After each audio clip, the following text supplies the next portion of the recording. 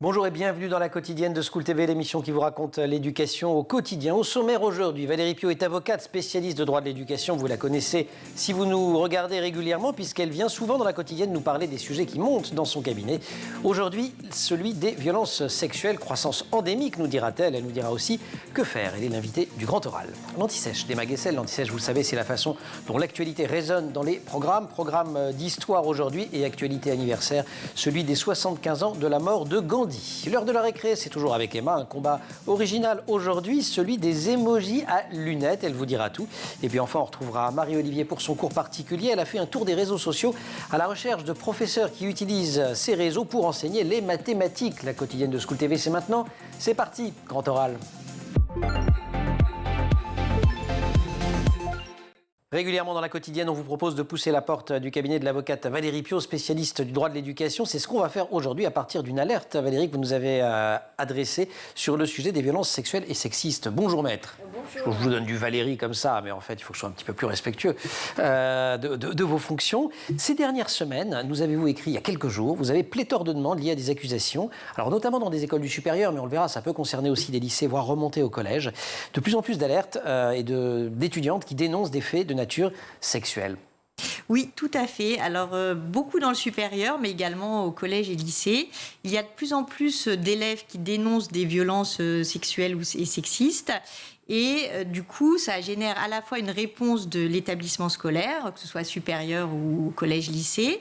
Et la question qui se pose aussi, c'est comment recueille-t-on la parole des victimes. Donc, c'est les trois aspects qui sont importants à voir ensemble. On va les voir successivement. Est-ce que vous avez le sentiment que tout cela dénote d'une augmentation de ces faits dans l'absolu ou d'une augmentation de la vigilance dans les établissements, ce qui fait que très vite, une procédure est engagée, ce qui fait que les personnes viennent vous voir, vous, avocate, alors souvent d'ailleurs les auteurs sont soupçonnés d'être auteurs, voilà les auteurs présumés, mais parfois les victimes aussi, ou alors est-ce que vous pensez vraiment que ça augmente dans l'absolu ? Alors, je pense qu'il y a effectivement, avec le mouvement MeToo, davantage de personnes, de personnes victimes qui osent parler. Et ça, c'est plutôt bien. Voilà, ça, quand je dis même plutôt, c'est bien tout court. C'est tout à fait favorable, c'est tout à fait positif, pardon. Après, il est important aussi que lorsque la parole est donnée, qu'elle soit recueillie dans de bonnes conditions et qu'après, quand il y a des suites à donner au sein de l'établissement scolaire, que ce soit fait dans la légalité pour qu'aussi la personne qui est présumée coupable puisse exprimer. Agression sexuelle, on parle de quoi exactement ? Vous avez des cas qui donnent lieu à des conseils de discipline ou à des procédures qui sont des mains prises pendant une soirée sans consentement, des choses comme ça. On parle pas forcément de viol, d'agressions sexuelles les plus graves et traumatisantes. Notamment dans le supérieur. En fait, il y a beaucoup de cas, c'est des étudiants qui sortent entre eux et que ce soit dans un bar ou lors d'une soirée qui vont essayer d'embrasser une étudiante ou un étudiant et des gestes alors qui peuvent être à connotation sexuelle. Par exemple, essayer d'embrasser en touchant une partie du corps. Et j'ai aussi pas mal de cas dans le supérieur d'élèves qui, à la fin d'une soirée, vont décider de dormir chez l'un ou chez l'autre. Et un étudiant qui a l'impression que pendant la soirée, il avait peut-être l'assentiment, va à ce moment-là essayer d'embrasser, par exemple, ou de faire un geste. Mais par contre, comme avec MeToo, la parole s'est libérée. Parfois, c'est des faits qui datent d'il y a 1-2 ans. Et l'étudiant se retrouve, ou l'étudiante, confrontée à une parole qui est donnée, mais 2 ou 3 ans après, avec pas forcément de témoins ou compte tenu de l'ancienneté des faits. Et donc, ce que vous dites, c'est que quand ça enclenche trop vite de la part des établissements... Alors, c'est normal.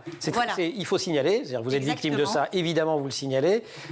Et on peut réviser son droit, mais l'agression sexuelle, ça commence souvent plus tôt que ce qu'on imagine quand on n'a pas révisé. Tout à fait. Mais par exemple, un baiser forcé, c'est une agression sexuelle. C'est pas juste un geste déplacé ou une tentative. Donc, évidemment, si on est victime, on signale. En revanche, vous, un de vos messages, c'est de dire aux établissements, quand même, attendez 3 secondes avant de virer le suspect, quoi. Ce qui est important aussi, la chose. Voilà, c'est de pas agir dans l'émotion. Et comme pour l'entreprise, en fait, si quelqu'un porte la parole sur une agression ou des violences de nature sexiste ou sexuelle, c'est à ce moment-là faire ce qui s'appelle au sein de l'établissement une enquête contradictoire, c'est-à-dire recueillir la parole de la personne du présumé de l'accusé et des témoins autour pour essayer de faire la part des choses. Parce que j'interviens beaucoup en matière de harcèlement scolaire et j'ai eu aussi des cas où en fait, c'était dans le cadre d'un harcèlement de porter des fausses accusations. Alors ça, on va raconter un ou deux cas juste après l'anti-sèche, si vous voulez bien. Ce que vous notez également, puisque vous êtes très en prise avec la vie des établissements, c'est que tout ça amène un climat de peur, un climat de tension, à la fois dans l'établissement, mais aussi entre les jeunes. Exactement. Donc c'est bien que la parole se libère, mais on peut constater dans les établissements des fois des tensions très fortes suite à des signalements qui ont été faits. Alors après des groupes qui se font avec donc ça peut créer des tensions assez compliquées au sein des établissements et surtout un climat de suspicion lors des fêtes étudiantes, lors des sorties dans les bars entre étudiants où ça crée un climat un peu anxiogène. Les violences sexuelles et sexistes dans l'éducation, on en parle aujourd'hui avec l'avocate Valérie Piot, spécialiste du droit de l'éducation. On vous retrouve, si vous le voulez bien mettre, juste après l'anti-sèche. Emma Guessel. Emma, bonjour. Bonjour Emmanuel. Anti-sèche anniversaire, c'était il y a 75 ans. Un autre avocat, Gandhi. T'es avocat, je crois, Gandhi, non? Tout à fait, il a fait des études d'avocat. J'ai besoin de mon anti-sèche, moi aussi.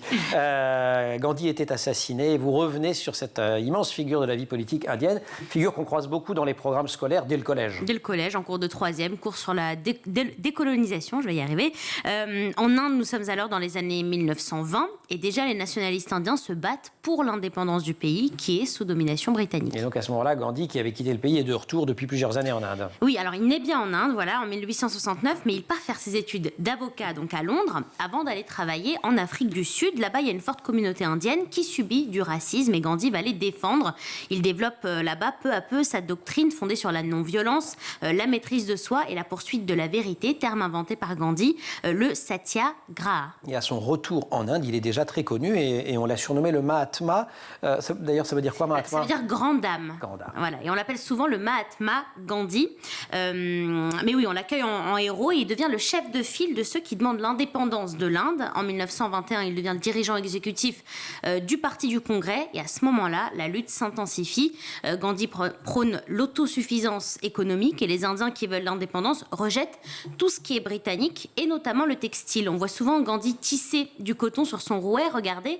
En fait, il en fait un symbole de la résistance aux Britanniques. Le tissage de vêtements traditionnels doit remplacer l'importation du textile britannique. Et ce qu'on apprend à l'école, et par la suite d'ailleurs, c'est que cette rébellion du peuple indien qui va s'étendre se fait par la désobéissance passive et collective. Voilà, c'est-à-dire que le peuple refuse collectivement de se soumettre à des lois qu'il juge injustes. Le problème, c'est que cela mène à des affrontements mortels entre Indiens et Britanniques. Et à chaque fois, Gandhi réplique en jeûnant, par exemple, toujours avec cette conviction d'arriver à ses fins d'une manière non violente. Autre temps fort de cette histoire, 1930, il entame ce qu'on appelle la marche du sel qui va engager un peu plus l'Inde dans la voie d'indépendance. Absolument, nous sommes le 12 mars 1930 et Gandhi décide de marcher jusqu'au bord de l'océan Indien. Il marche pendant plus de 300 km avec des Indiens qui se joignent à lui pendant le voyage. Et arrivé au bord de l'océan, il va dans l'eau et il récolte un peu de sel. Et ce geste est très symbolique parce qu'à ce moment-là, il y a un monopole d'État sur la distribution du sel qui oblige tous les Indiens à payer un impôt dessus. Il est interdit de le récolter soi-même. Donc récolter ce sel, cela envoie le message suivant aux Britanniques: on veut l'indépendance et on n'appliquera pas vos lois. Peu à peu, tout le pays suit Gandhi. 60 000 personnes sont arrêtées et envoyées en prison. Mais au bout de 9 mois de lutte, on accorde enfin aux Indiens de pouvoir récolter leur sel. C'est une première victoire symbolique pour les Indiens. Et Churchill, dont on a parlé il n'y a pas si longtemps que ça dans l'Anti-Sèche, invite à Londres Gandhi pour des pourparlers. Oui, alors s'il y en a un qui voulait vraiment pas céder l'Inde, c'était Churchill. Et puis il aimait pas trop Gandhi, il disait de lui, il le surnommait le fakir séditieux qui grimpe à moitié nu les marches du palais du vice-roi. Voilà, au moins c'est clair. Mais malgré les discussions avec Churchill, aucun accord n'est trouvé. Et sur ce, advient la Seconde Guerre mondiale. Oui, à laquelle les Britanniques veulent que les Indiens participent, sauf que pour Gandhi, il en est hors de question. En 1942, à Bombay, lors d'un discours, il lance aux Britanniques le célèbre « Quit India », quitter l'Inde. Il est arrêté jusqu'en 1944, mais dans la rue. La désobéissance civile continue. Les Britanniques comprennent qu'ils n'ont pas d'autre choix que de se retirer de l'Inde et l'indépendance est enfin célébrée le 15 août 1947. Nehru, très proche de Gandhi, devient alors Premier ministre. Et cette indépendance va donner lieu à une nouvelle guerre qui elle-même va donner lieu à la création du Pakistan. Voilà, parce que le pays est séparé en deux. À l'est, l'Union indienne et à l'ouest, le Pakistan, qui veut être un État musulman indépendant. Une guerre religieuse éclate, elle entraîne la mort de 400 000 personnes. Gandhi tente de résister une dernière fois en entamant une grève de la faim en janvier 48, mais le 30, il est assassiné par balle par un extrémiste hindou. Gandhi a alors 78 ans et voilà, il aura lutté toute sa vie pour l'indépendance de son pays, toujours dans le respect de cette doctrine de la non-violence. Merci beaucoup pour cette anti-sèche, Emma. On peut aussi revoir le film ou voir le film Gandhi de, si mes souvenirs sont bons, Richard Attenborough. 80. Exactement, qui raconte toute cette histoire. On se retrouve pour la récré tout à l'heure. Avec plaisir. Grand oral, Valérie Piot. Les grandes écoles d'ingénieurs sont, je cite, des bastions virilistes. C'est ce que dénonçait en 2020 le Haut Conseil à l'égalité entre les femmes et les hommes. Elles ne sont pas apparemment les seules, puisque maître Valérie Piot constate une multiplication des litiges relatifs aux violences sexuelles et sexistes dans l'éducation. Elle est l'invitée du Grand Oral. On commençait à aborder le thème à la fin du premier plateau. Quid quand même de la présomption d'innocence de la personne accusée? Il peut y avoir des manipulations. Et vous avez été saisi. Alors il y a un cas assez bouleversant d'ailleurs d'un garçon en situation d'autisme dans un lycée. Oui, c'est ça, qui avait été accusé d'avoir montré son sexe en cours. Et en réalité, c'était de fausses accusations. On ne va pas donner la réalité tout de suite. Voilà. C'est-à-dire il est accusé d'avoir fait ça. Exactement. Ce qui est éminemment condamnable. Et donc, simplement, il est viré tout de suite. Voilà, immédiatement, des mesures sont prises au sein de l'établissement scolaire, mesures conservatoires, convocation du conseil de discipline. Et donc, dans l'émotion et dans la précipitation, c'est là où c'est important de recueillir les témoignages, rien que de la personne qui est, par exemple, assise à côté de l'élève pour savoir si c'est vrai ou pas. Voilà, donc ça c'est important. Et si on l'avait fait, on se serait rendu compte que c'était pas vrai. Exactement. Et pire, que c'était le résultat c'était même l'inverse, c'était le résultat d'un harcèlement dont il était victime. Exactement, d'un harcèlement, et c'était des fausses accusations dans le but de nuire, puisque dans le harcèlement, il y a le fait de répandre des fausses rumeurs. Et en fait, à l'heure actuelle, c'est très bien que la parole des victimes soit évidemment écoutée, prise en compte. Surtout qu'on vient de loin quand même. Voilà, il faut vraiment insister là-dessus, il faut le redire. Méconnaissance des droits, méconnaissance des termes et tout ça. Mais il n'y a pas assez. Enfin, l'éducation nationale a une responsabilité quand même très lourde là-dedans, puisqu'elle est censée, depuis 20 ans...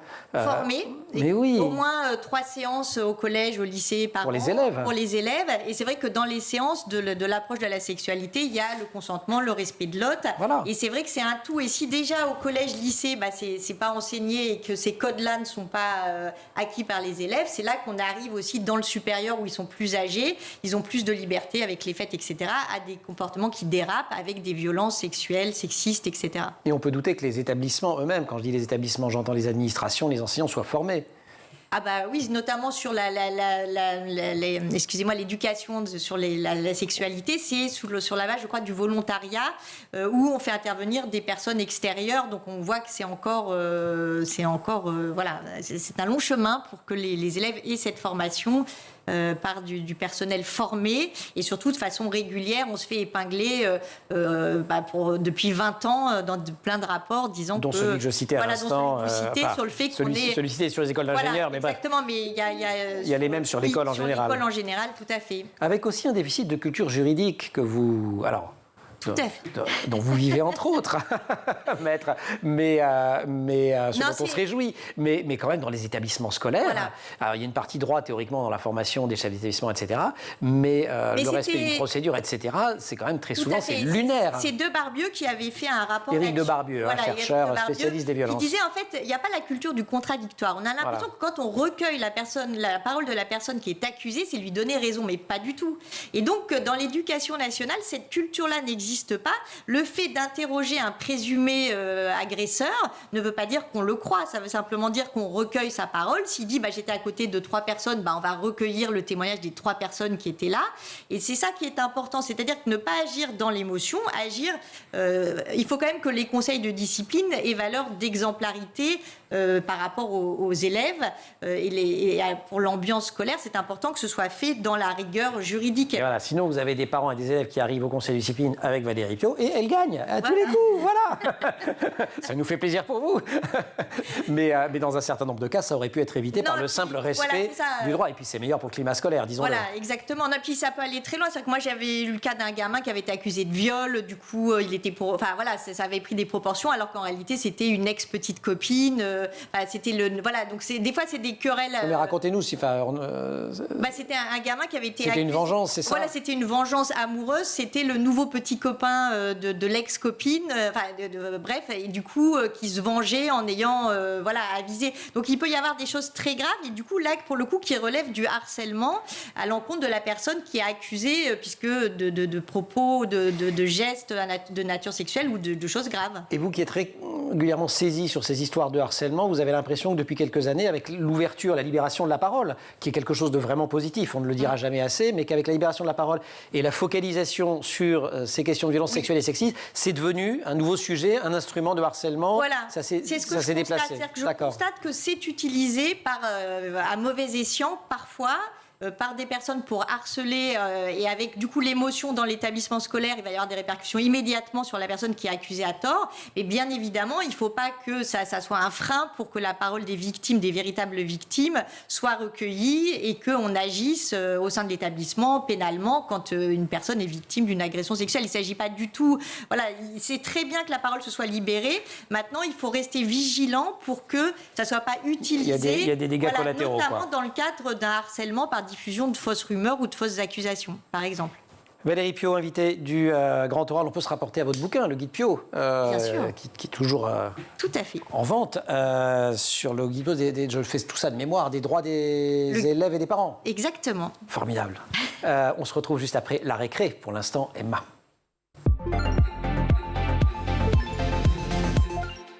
Rebonjour Emma. Rebonjour Emmanuel. Vous, inspiré par Gandhi, j'imagine, vous avez décidé de passer en mode militante. C'est quoi cette histoire? Je vais vous parler d'un combat important, d'un combat juste, d'un combat courageux pour des milliers de jeunes de notre pays. Et ça va vous parler, Emmanuel, je suis sûre. Donc, le combat, c'est celui de Laurie, une jeune Britannique de 13 ans. Et elle se mobilise pour que les emojis, vous savez, les smileys, soient davantage dessinés avec des lunettes. Mais c'est vrai que c'est injuste pour nous qui en portons. Mais voilà, je savais que vous alliez rallier ma cause. Donc... Et ils sont pas obligés d'avoir tous plein de cheveux non plus, des trucs, d'être minces. On va parler. Voilà, on va en parler. Laurie, on s'appelle. Mais je savais que ça allait vous plaire. Et d'ailleurs, en France, 7 adultes sur 10 portent des lunettes. Voilà. Raison de plus pour ouvrir les yeux. Yeah. Merci. Et qu'est-ce qu'elle fait, Laurie, alors? Alors, elle a décidé de frapper un grand coup, Laurie. Elle est directement allée voir des gens chez Google à Londres et chez Meta, qui possèdent Facebook et Instagram. Et elle leur a dit, les amis, il y en a marre que les smileys avec des lunettes ce soit que réservé pour les vieux ou pour les geeks. Et elle a raison d'insister parce que ça a déjà fonctionné.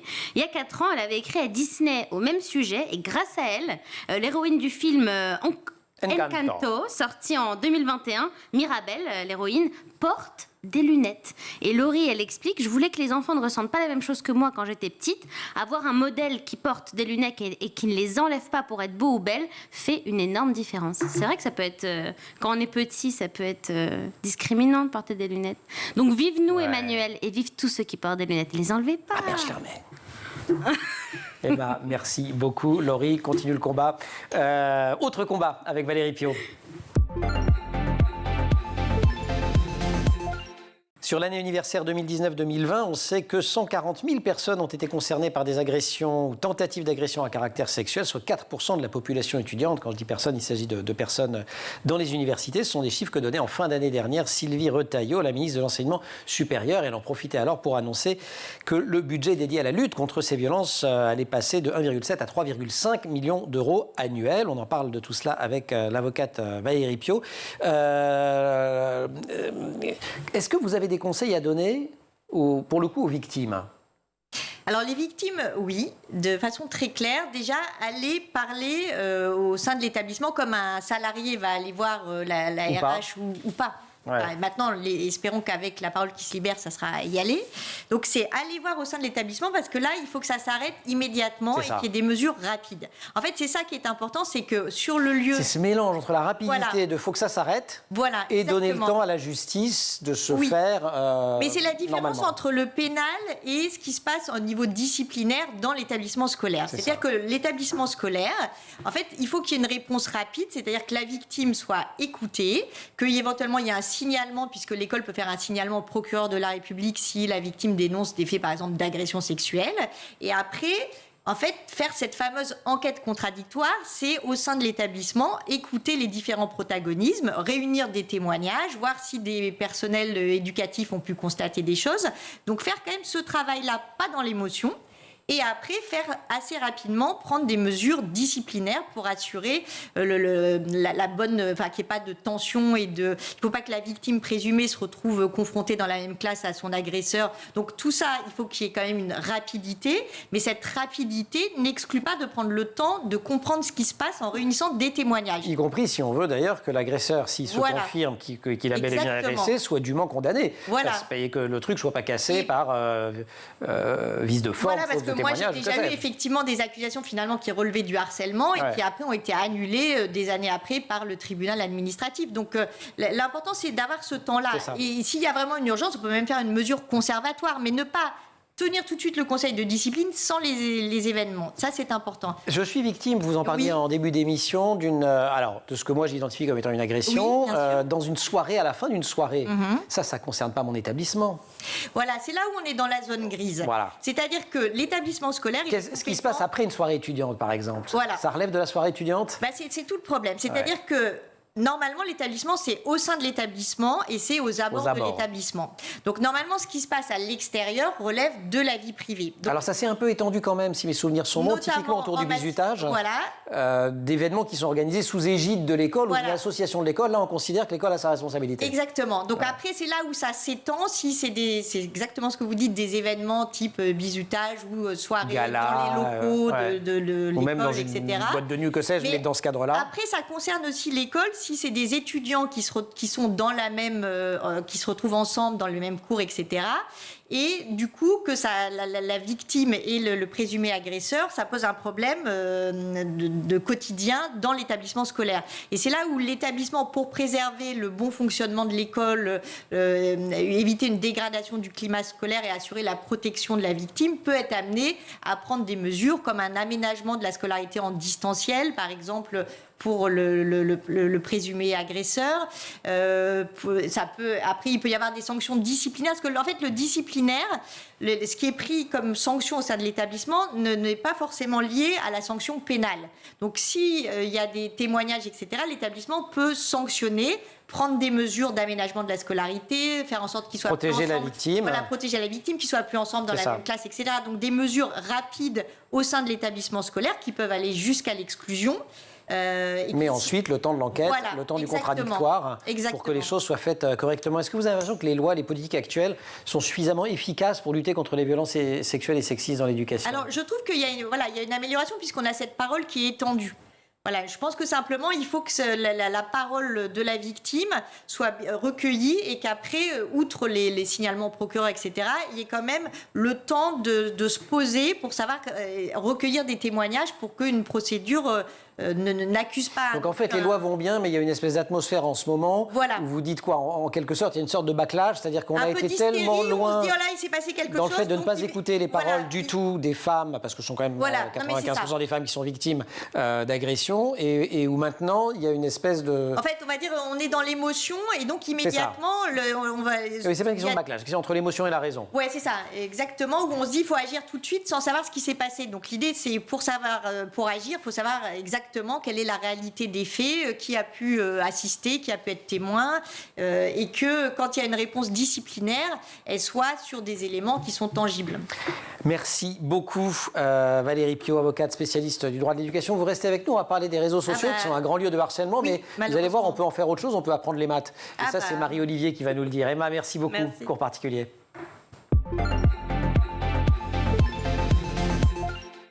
Le cours particulier de Marie-Olivier, on explore des pédagogies différentes. Marie, bonjour. Bonjour Emmanuel. On voyage toujours avec vous, mais cette fois on va voyager sur les réseaux sociaux en voyant des profs qui apprennent les maths. Exactement. Est-ce que vous vous souvenez de ceci, Emmanuel? Regardez. Pour respecter la différence et briser l'indifférence. Parlons-en, parlons-en. Pour un peu moins de souffrance, un peu plus de tolérance. Parlons-en, parlons-en. Aucune fierté à détruire, aucune honte à souffrir. Parlons-en, parlons-en. Ensemble on est plus fort, le silence n'est plus d'or. Parlons-en, parlons-en. Ouais, comme je suis un fidèle téléspectateur de School, c'était un clip contre le harcèlement, c'est ça, fait par des élèves? Eh bien, ouais, vous avez bien suivi, exactement. Ouais. C'était un clip du collège Dupaty de Blanquefort en Gironde. L'adulte que vous voyez sur la vidéo, c'est Anthony Carrier, leur professeur de maths.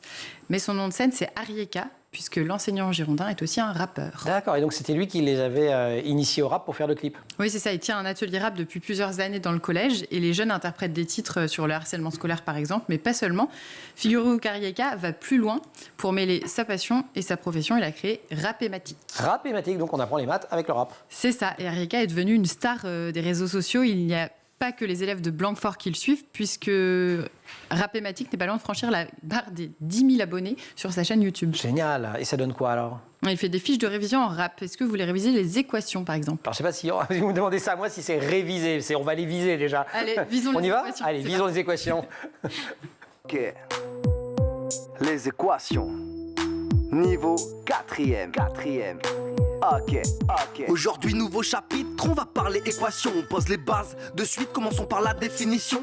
Une équation est une égalité dans laquelle un nombre est inconnu, X, et c'est comme ça qu'on l'appelle. Me demande pas pourquoi cette lettre, y a aucune obligation. À la place, on aurait même pu mettre un point d'interrogation. Le but sera de trouver la valeur de cet inconnu pour que l'égalité soit vraie. Un exemple serait bienvenu pour que tu puisses comprendre ce qu'on attend de toi. Pour ça, on va prendre X plus 2 égale 3. Ça rentre dans la tête, non? Yo. Big up à la vidéo sur les tables de multiplication, un grand classique, qui a fait plus de 843 000 vues sur TikTok. Extraordinaire, manière très sympathique effectivement d'apprendre et qu'on peut trouver sur tous les réseaux. Oui, Parce que vous avez dit tout à l'heure YouTube, mais TikTok, il est partout. Il est très connecté, Ouais. il est sur YouTube, TikTok, Instagram ou Facebook. D'accord. Toutes ces vidéos resteront En gros, j'ai plus d'excuses, quoi. Ah non, zéro. Pas sur LinkedIn, mais je suis pas sûre que ce soit son public. Ouais. Toutes ces vidéos resteront évidemment gratuites pour que tout le monde puisse en profiter et ça lui prend évidemment du temps. Donc si vous voulez lui donner un coup de pouce, Arieka est sur la plateforme de financement participatif Tipeee. Arieka, super. Dans un autre style, vous avez déniché Yves Monca qui s'est fait connaître pendant le confinement Ouais. sur YouTube. Oui, Yves Monca, c'est un autre professeur de mathématiques. Plus calme, disons qu'Arieka, c'est pas le même style. Cet agrégé a créé Maths Éthique, Ah, un yes, je me souviens de site ça. avec de nombreuses ressources et une chaîne YouTube. Regardez. Bienvenue sur ma chaîne Mathétique. Tu y trouveras des milliers de vidéos qui couvrent intégralement les programmes du collège et du lycée. Toutes les vidéos sont rangées dans des playlists par niveau et par chapitre. De cette façon, tu pourras apprendre en toute autonomie. Ici, par exemple, tu te trouves dans le niveau seconde et le chapitre fonction. Bonjour! Dans cette vidéo, tu vas pouvoir apprendre à démontrer qu'une fonction est impaire. Mais mathétique.fr, c'est également un site qui héberge des curiosités autour des maths, des exercices, des activités, mais surtout des cours complets, téléchargeables ou que tu pourras imprimer et illustrer par de nombreux exemples. Et tout ceci est mis à disposition pour toi gratuitement. Ouais, effectivement, je me souviens bien de lui. Il avait, pendant le confinement, il avait tiré d'affaire pas mal d'élèves. Oui, c'est ça. Sur TikTok ou sur YouTube, c'était vraiment une façon pour les enfants et les jeunes de comprendre des concepts mathématiques de manière claire. Car il faut dire qu'Yves Monca est particulièrement pédagogue.